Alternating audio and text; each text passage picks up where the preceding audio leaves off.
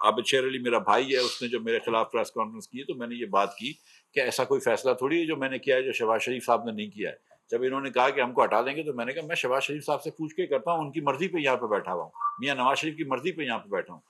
جتنے فیصلے اس حکومت نے کریں اس سب کو اون کرتا ہوں.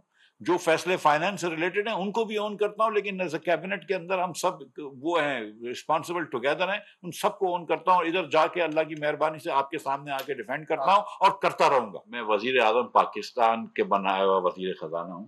میں ایک فون کال سے وزیر اعظم چاہیں گے مجھے ہٹا سکتے ہیں، وہ چاہیں تو ہٹا دیں مجھے، لیکن اور میرے ہر فیصلے پہ وزیر اعظم صاحب کی دستخط ہے. میرے ہر فیصلے پہ نہ صرف وزیر اعظم صاحب کی دستخط ہے بلکہ ان کا اپروول ہے. اور نہ صرف میں شہباز شریف کے کہنے پہ بنا ہوا وزیر اعظم وزیر خزانہ بنایا گیا ہوں، نواز شریف کی اجازت سے وزیر خزانہ بنایا گیا ہوں. یہ بات سب طے ہے.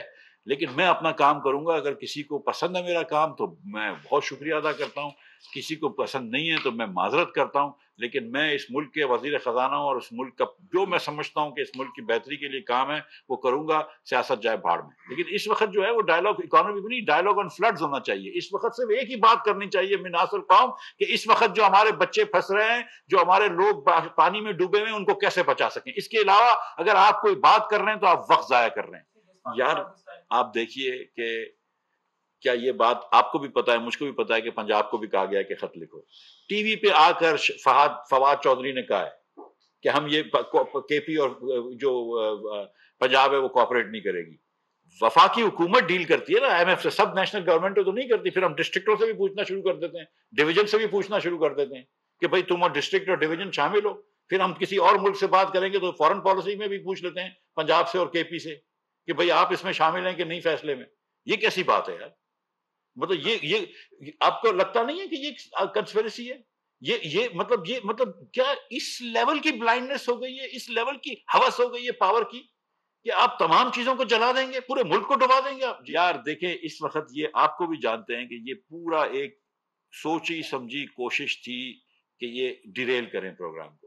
ٹھیک ہے، پاکستانی روپیہ اگر تباہ ہو جائے، پاکستانی یہ ہو جائے، لیکن یہ سوچنا ہے کہ شہباز شریف کی بدنامی ہو جائے، مسلم لیگ نون کی بدنامی ہو جائے، ہم کو 4 ووٹ زیادہ مل جائیں. میں کہتا ہوں کہ کہیں کسی وقت تو آدمی بولے نا کہ یار this is something I will not do, this is a line I will not cross. Is there any red line for Imran Khan?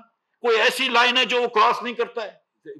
آج دیکھیں یہ بہت مشکل ہو رہی ہے، بہت مشکل ہو رہی ہے. میں سچی بات بتاؤں، بلوچستان میں جتنے ہم چاہتے تھے 3-4 لاکھ ریسیپینٹ سے ادھر تک نہیں ابھی تک پہنچ سکیں.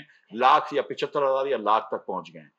آج بس کے سیکرٹری نے پرائم منسٹر صاحب سے کہا کہ 1 مہینہ لگے گا. پرائم منسٹر نے کہا نہیں، سوال ہی نہیں ہے، 1 ہفتے کے اندر کر کے دو. یہ دیکھیں آپ، یہ بات درست ہے کہ یہ اس وقت اتنے لوگوں کو یہ رقوم پہنچانا بہت مشکل ہے. لیکن دوسری طرف آپ یہ دیکھیں کہ جو لوگ اپنے گھر میں بھوکے بیٹھے ہوئے ہیں، جو بچے اس وقت بلک رہے ہیں، ان کا کیا کریں؟ تو یہ رات دن کام کرنا ہے، 24 گھنٹے کام کرنا ہے، لیکن حقدار کو حق پہنچائیں گے. جب میں پہلی مرتبہ گیا تھا آئی ایم ایف کے پاس تو جو انہوں نے مجھ سے باتیں کی تھی وہ ہم یہاں تک لے کر آ گئے. اللہ تعالیٰ کی مہربانی سے جو بھی ہے جتنی چیزیں کی، انہوں نے کہا $6 ارب لے کر آؤ فورن فرینڈز فنڈنگ کی، ہم $7 ارب لے کر آ گئے. میں ابھی تک سیریسلی ایک بھی پیسے ریلیف فنڈ میں نہیں دیے. یہ بات ویسے آپ کا بڑا اچھا سوال ہے، آپ کے خیال سے کتنے دینے چاہیے؟ نہیں 2-4 ارب ہے،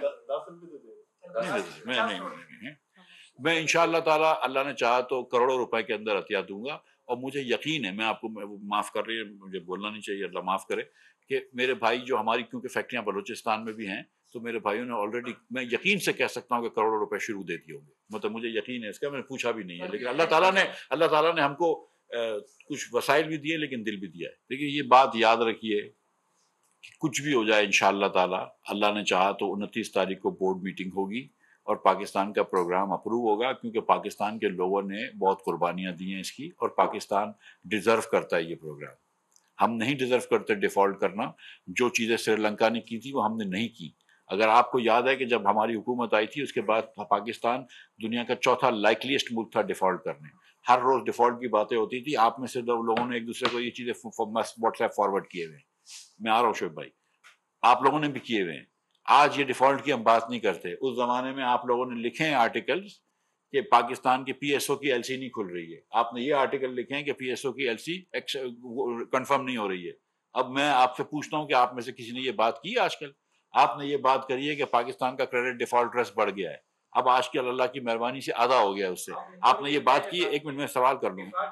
نہیں آپ نہیں، میں یہ کہہ رہا ہوں کہ آپ لوگ اب یہ بات نہیں کرتے کیونکہ یہ مسئلہ نہیں رہا پاکستان کا، ہم نے وہ بچا لیا ہے پاکستان کو، تو وہ بڑی سگنیفیکنٹ پاکستان کے خلاف جب یہاں پہ بچایا ہے، اور بچانے کا جو مین اس کا جو جز تھا وہ ہمارا IMF کا پروگرام تھا، اور اس کی بنیاد پہ ہم نے بچایا، اور اس پروگرام کو جو خطرے میں ڈالتا ہے پاکستانی ہو کر، پاکستانی ریاست کا حصہ ہو کر، وہ پاکستان کی معیشت کے ساتھ ایمانداری نہیں کر رہا۔ ہم سب پاکستانی ہیں اور یہ گمبھیر ترین مسئلہ ہے، تو بالکل سب پاکستانیوں کو بیٹھنا چاہیے، نہ خدا نہ خواستہ ہم اچھوت ہیں نہ وہ اچھوت ہیں، تو کیوں نہیں بیٹھیں گے؟ اور وزیر اعظم پاکستان نے جس دن وہ لیڈر آف دی اپوزیشن بنے تھے، پہلی جب عمران خان نے تقریر کری تھی، اس دن بھی کہا تھا کہ چلو چارٹر آف اکانومی کرتے ہیں۔ شہباز شریف نے اس دن بھی انہوں نے منع کر دیا، جس دن وہ وزیر اعظم بنا شہباز شریف، اس نے وہ بھی کہا تھا کہ چلو بنتے ہیں، پھر بھی نہیں کیا۔ اور ابھی بھی انہوں نے کمیٹی بنائی ہے تمام وزراؤں کی اور تمام پارٹیز کے دیگر پارٹیوں کے لیڈران کی کہ بیٹھو اور بات کرو، اور انشاءاللہ بات کریں گے۔ اور یہ بہت ضروری ہے کہ چاروں چیف منسٹران، گلگت بلتستان کے بھی چیف منسٹر، آزاد کشمیر کے وزیر اعظم اور وزیر اعظم پاکستان آپس میں بیٹھ کے کوآرڈینیٹ کریں۔ جیسے اگر میں پرسوں بیٹھوں گا آپ کی اجازت سے تیمور جگڑا صاحب کے ساتھ اور چائے پیوں گا، تو اس میں کیا بری بات ہے؟ مطلب اگر ہم آپس میں نہیں بیٹھ کے بات کر سکتے تو مطلب کیا اتنے، تو اب پاکستان کے لوگوں نے اگر کچھ ذمہ داری ہمیں دی ہے اور کچھ ذمہ داری ان کو دی ہے، تو مل کے بات کرنا ضروری ہے۔ آج پاکستانی جو مر رہا ہے، جو بھوکا ہے، جس کا بچے کا سب کچھ لٹ گیا ہے، جس کا ماں مر گئی ہے، جس کا بچہ مر گیا ہے، آج اس کے لیے کچھ کام کر لیتے ہیں، آج کچھ اور نہیں کرتے۔ اگر ہم آج بھی یہ نہیں کر سکتے تو پھر یہی ہونا چاہیے پاکستان کے ساتھ جو ہو رہا ہے، پھر ہو جائے پاکستان ڈیفالٹ۔ اکیلا مفتاح اسماعیل کا پاکستان نہیں ہے، اکیلا مریم اورنگزیب کا پاکستان نہیں ہے، اکیلے بلال کیانی کا پاکستان نہیں ہے، ہم سب کا پاکستان ہے۔ یہ اس نہج پہ ہم لے کر آ رہے ہیں سیاست کو، کہ آج ہم پاور کی خاطر جو ہے وہ پاکستان کو ڈبا رہے ہیں، جب ہمارے بچے مر رہے ہیں۔ سیریسلی مطلب یہ اس قسم کی سیاست کے لیے سیاست میں آنے سے تو اچھا ہے کہ آدمی کچھ اور کر لیتا۔ اور فلڈ پہ ہم کو کام کرنا ہے، اور میں آپ کو یہ بات بتا رہا ہوں میرے بھائیوں بہنوں جو گھروں میں بیٹھے ہو، جو اپنے گھروں میں کمفرٹیبل گھروں میں بیٹھے ہو، ٹھنڈے کمروں میں بیٹھے ہوئے ہو، کہ جو فلڈ اس وقت پاکستان میں آیا ہے اس کی نظیر نہیں ملتی ہے۔ تو مفتاح اسماعیل اور یہ سب لوگ آتے جاتے رہتے ہیں، یہ ارریلیونٹ ہے، ہم سب ارریلیونٹ ہیں۔ لیکن اس وقت جو تکلیف سے پاکستان گزر رہا ہے، جو کرب سے میرا پاکستانی گزر رہا ہے، اللہ تعالیٰ ہم سے بچے ہوئے ہیں، اللہ تعالیٰ ہم کو یہ تکلیف میں نہ ڈالے۔